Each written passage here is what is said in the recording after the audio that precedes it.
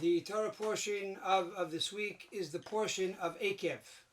It begins with the words V'haya Ekev Tishma'un, and that is, if you will obey the rules. But the literal translation of V'haya Ekev Tishma'un means Ekev is the heel of your foot, the lowest part of your body.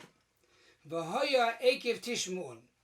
God is telling us that when we do a mitzvah, when we do a good deed, not only should we do it in our minds and think about it, not only in our mouths and talk about it, not only with our entire body, but even the most insensitive part of your body, the Ekev, the heel, should also hear the greatness of God. The heel should also be permeated with the mitzvah. So now you are serving God with a complete body from your head all the way down to your toes.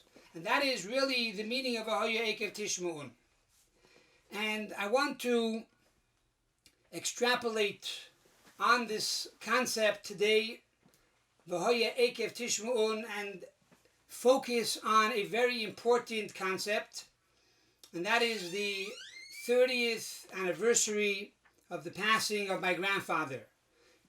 My grandfather's name was Rabbi Yaakov Yehuda Hecht, Jacob, Ekev.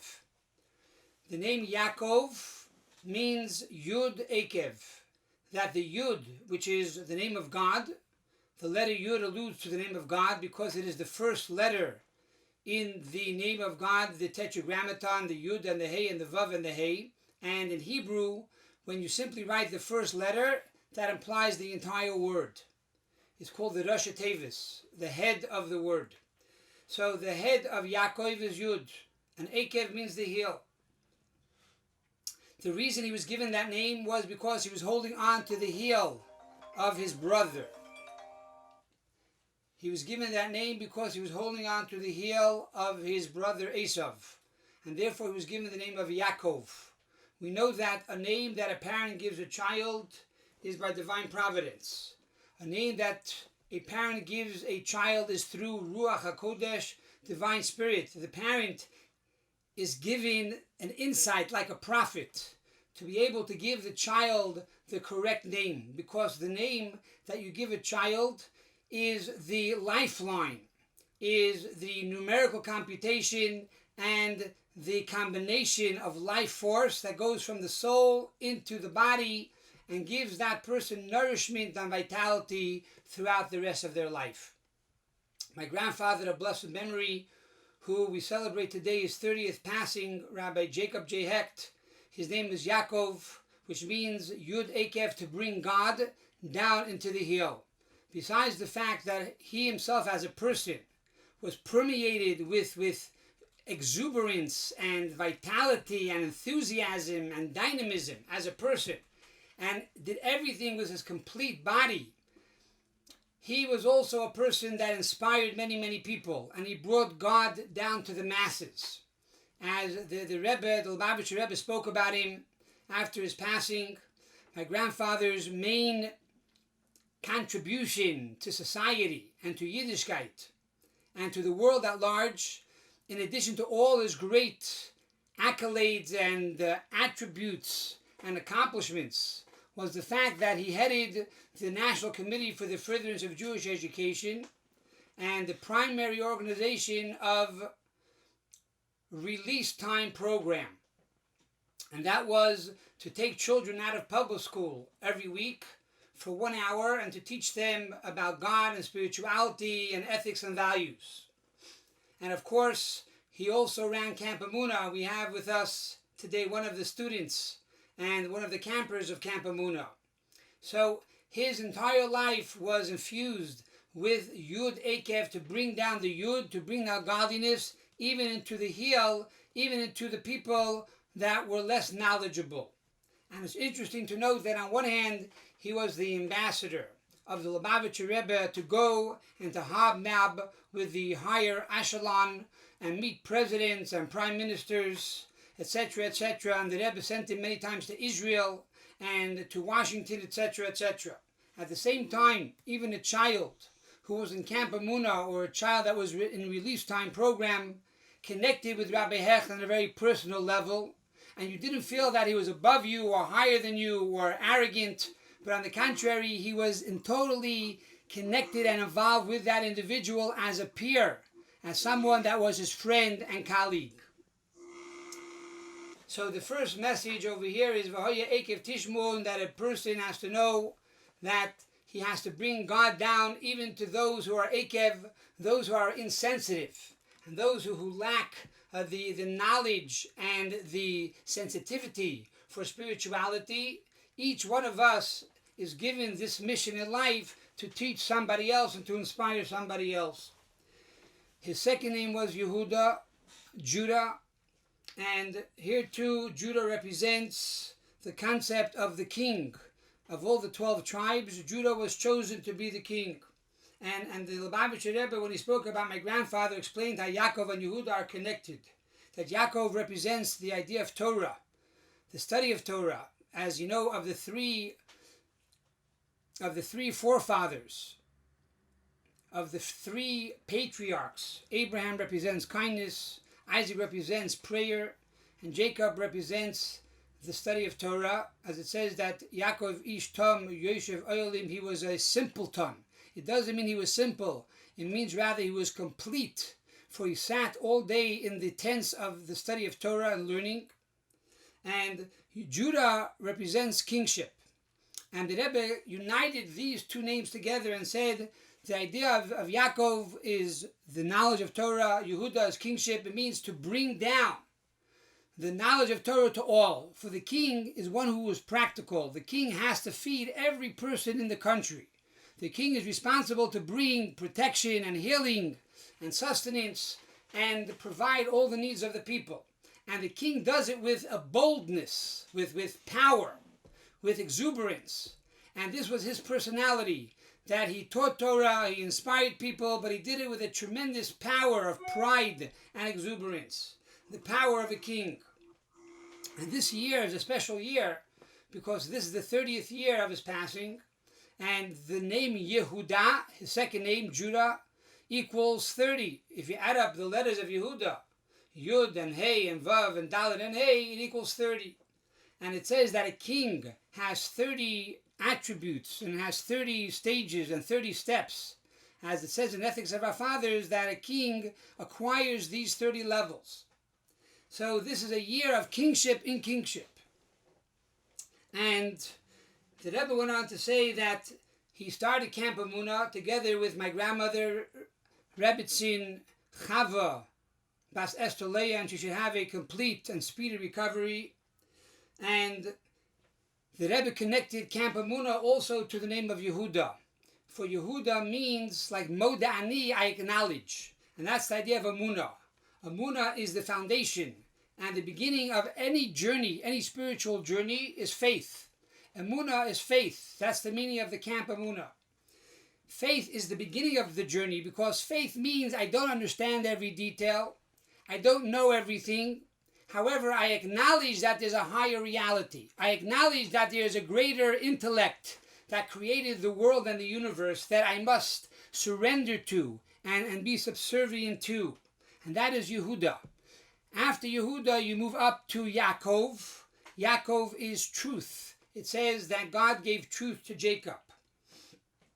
My grandfather once told someone when he was asked, Rabbi Hecht, what do you pray about when you pray? What do you think about? And he said, I pray, I pray to God, that God should refine my heart and purify my heart, so that I can serve him with truth. So you have these two qualities, to begin with emunah, to begin with faith, and to continue to escalate and to aspire to go higher, to the level of true emes, true truth, in your service to God and in your understanding of Almighty God, that it should also affect your intellect, that you know that this is true, and therefore you want to live this lifestyle. The Rebbe went on to say that my grandfather's name, Yaakov and Yehuda together, equal 212. 212, besides being the area code of New York City, and many years ago was also the area code of Brooklyn. 212 was also the number, by the way, that when you want to kosher a pot that was not kosher, for example, if you accidentally mix meat and milk together and you want to kosher the pot, the water begins to boil at 212. He was a person that everything he did was tremendous energy and with tremendous bubbling, meaning that he did it with passion. He did it with tremendous inspiration, with tremendous heat and involvement. 212 was also the same gematria as the word Rebbe. He was a teacher. Rebbe means to teach, and also that he was connected to the Rebbe. And as the Rebbe went on to explain that the word Rebbe, which is spelled Reish Beis Yud, can also be changed to the word Kedesh and Kesher, because in Hebrew, certain letters are associated and adapted to other letters. For example, the letter Beis can be exchanged for the letter Shin in the approach of, or the algorithm of Atbash. So the Beis becomes a Shin, Yud is 10, Yud 10 times 10, which means times itself equals 100, which is the letter Kuf. So this is a bit of Kabbalistic insight. So the word Rebbe now becomes superimposed into the word of Kesher. So the permutation of the word Rebbe now becomes Kesher and a Kedesh in the Holy Temple. In the Mishkan, there were pillars. They were called Kerushim, a Keresh. The word Keresh is similar to the word Kesher, same letters as Kesher, which means a knot. The purpose of the Holy Temple was to create a knot and a connection between heaven and earth. A pillar goes to the ceiling and goes to the ground. And that is the connection that one has with God to bring heaven down to earth. We do this by fulfilling a mitzvah. By Vahoya Ekev Tishma'un. As we said in the Parshat, the opening words of the Parshat, that the heel should hear. Eis HaMishpatim, to fulfill the laws of God. And by doing so, you bring God down, Hashem Elikecha, God that is your Lord, down into the heel, into the most material, mundane part of this universe. And furthermore, the idea of Kesher is a knot, to have a constant knot with God. As we spoke about last week, the mitzvah of tefillin. The mitzvah of tefillin has a knot on the back of the head and a knot on the arm, that one should always be connected to God. And it says when you wear the tefillin, you're not allowed to think about other things. You're not allowed to have a deviation of knowledge about business or baseball or sports or the latest styles or shoes. But when a person wears tefillin, it's a very holy object, and therefore you have to be totally concentrated and focused and meditating on holiness. So the idea of tefillin represents a connection with God. And therefore the Rebbe said that his name, Rebbe, are the same letters as Kesher and Nat, to imply that he was always connected with God, always connected to the Rebbe, and that the Rebbe was always connected to him. This concept of Rebbe and being a teacher was also his entire raison d'être. Wherever he went, he inspired people. I want to share with you today, in honor of the 15th day of Av, two very important stories. Number one is that there was a Jew by the name of Yoav. He was an Israeli soldier. He was injured in the war. He lost an eye. He lost a few fingers. After the war, he wanted to leave Israel. He wanted to come to America. He wanted to forget about his past and start a new life. He came to America. He was told it's the golden Medina. It's the golden country. The roads are paved with gold. And you come to America, you become a millionaire overnight. He came to America and he went to the first store, a grocery store. He said, I want to get a job. I want to work. They said, you have a green card? He says, no. If you have no green card, you can't work here. And so he went up and down Fifth Avenue in Manhattan. He went into all the big famous stores, Bloomingdale's and Macy's. He said, I want to work. I want to get a job. They said, sir, do you have a green card? He said, no, you cannot have a job. After a few days, his money ran out. and he found himself sleeping on the park benches, eating out of the garbage pails. And that's the way he continued to live from day to day, one day at a time. One morning he gets woken up by a priest, and the priest says, "Excuse me, sir, are you homeless?" He says, "Yeah." He says, "Are you on drugs?" He says, "No, I'm not taking any drugs." "If you're not having drugs, if you take no drugs and you're homeless, come with me, I will take care of you." And the priest brought him into the church, and he said, "Look, where are you from?" He says, "I'm from Israel." He said, "I'm going to help you. I'm going to help you because you're Jewish. I want to find you a place where you can go to your people." And so he went and he opened the yellow pages, and the priest started calling all the various institutions and organizations to try to find a place where they could take Yoav. Every time he called an organization and said, "Would you like to take this Israeli soldier?" They said, "What? Israeli soldier? Send him back to Israel. He doesn't belong here. He has no green card. He has no place here. Let him go back to Israel." This is true for every Jewish organization. One day, the priest called in Yoav to his office and he said, "Yoav, look, you know I'm taking care of you. I'm giving you food. I'm giving you room and board. I called all these organizations. There's one last organization I'm going to call. And if they don't accept you, they don't want you, either you can go back to Israel or stay here with me. I will become your father and you will convert to my religion."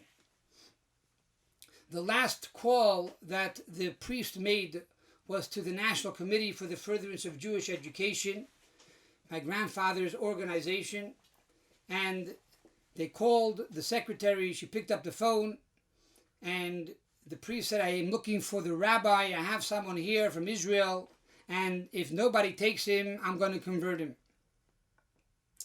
My grandfather got on the phone and said, "Who is this?" He says, "The priest." He said, "Let me talk to the guy over there. Let me talk to the man. Let me talk to Yoav." Yoav got on the phone. He said, "Yoav, what do you need?" He says, "I need a green card." He says, "Okay, wait there for me. I'm going to pick you up." My grandfather got into the car from Eastern Parkway in Crown Heights. He drove out to Manhattan. He was a very fast driver, a wild driver. And he pulled up to the sidewalk. He ran out of the car. He ran up the steps of the church. And Yoav was standing there waiting with him, waiting with the priest. And Yoav said, "Rabbi Hecht, you promised me a green card?" He says, "Yes, but you don't need a green card. You need a neshama. You need to find your soul. But I will give you a green card. You come with me."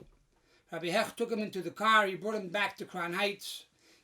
He brought him into his office. He sat him down at the table and he said, "Yoav, I will treat you like my own child, my own son. I have 12 children, but you will be my 13th child. Anything you need, I will give you.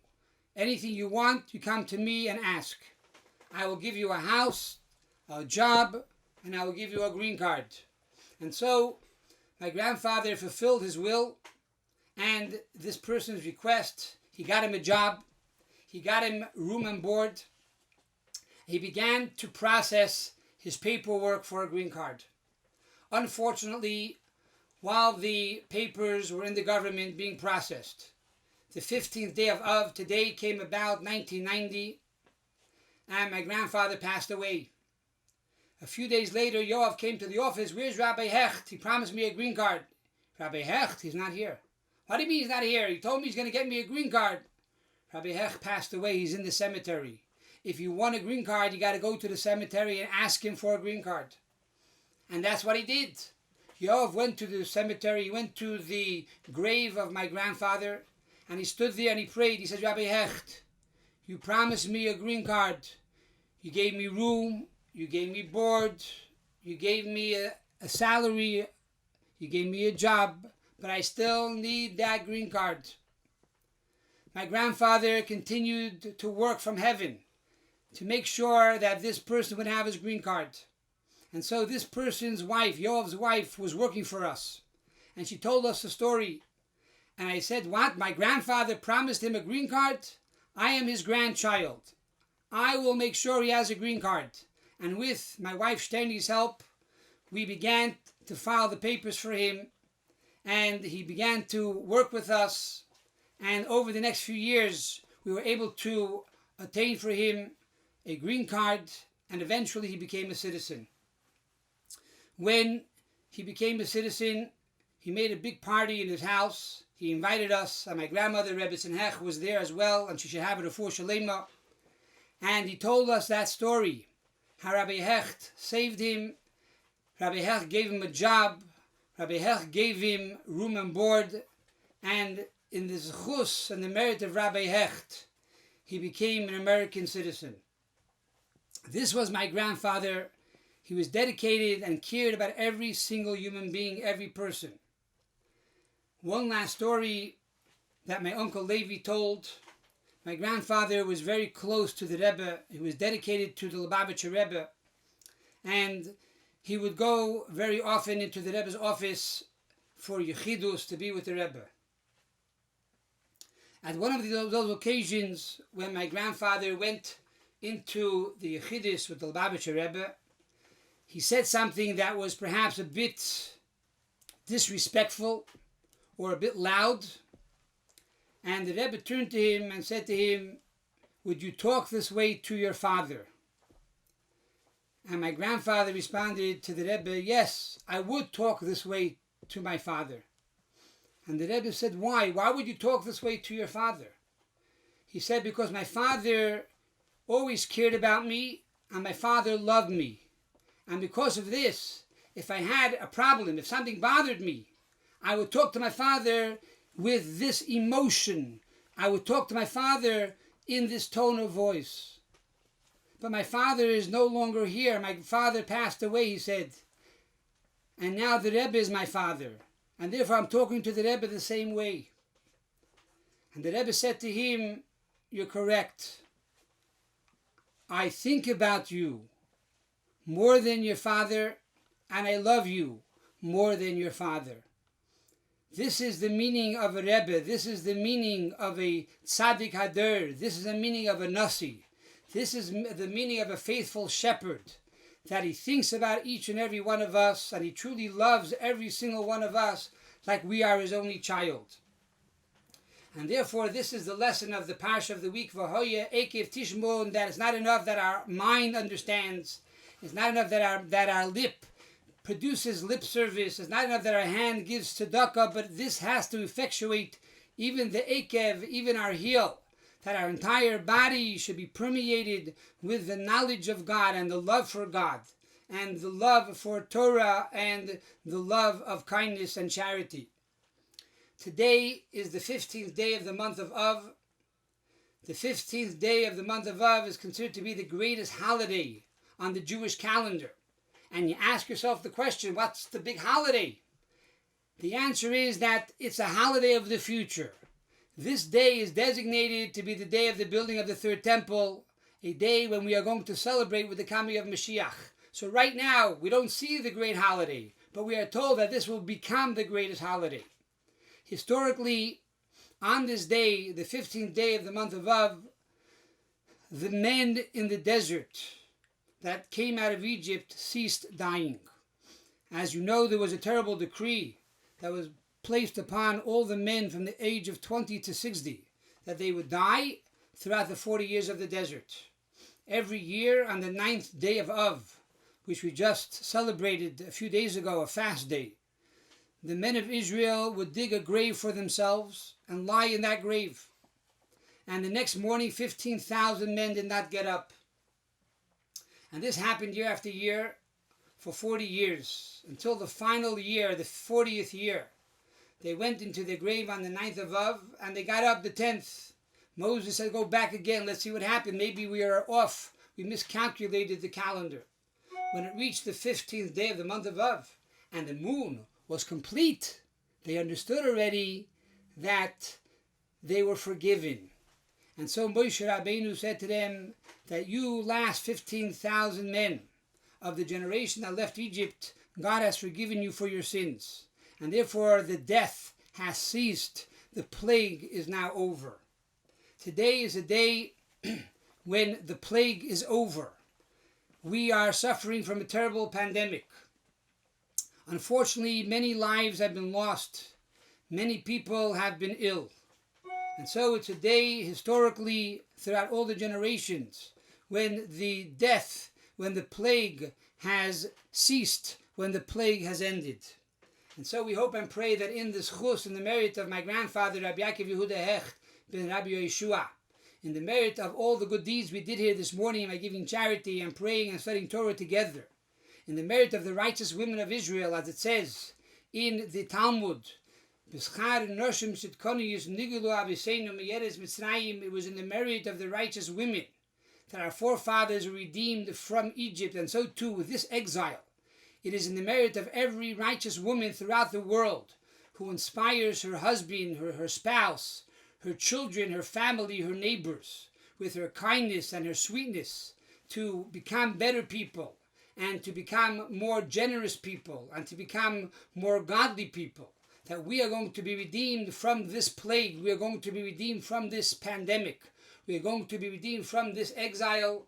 And we hope and pray that we will truly see Ekev Tishmu, and that all the heels of the entire world, even those that today are still insensitive to God and spirituality and ethics and values and kindness, they too will hear the oneness of God. They too will hear the importance of godliness and goodness and kindness and values. And we hope and pray that this day will truly be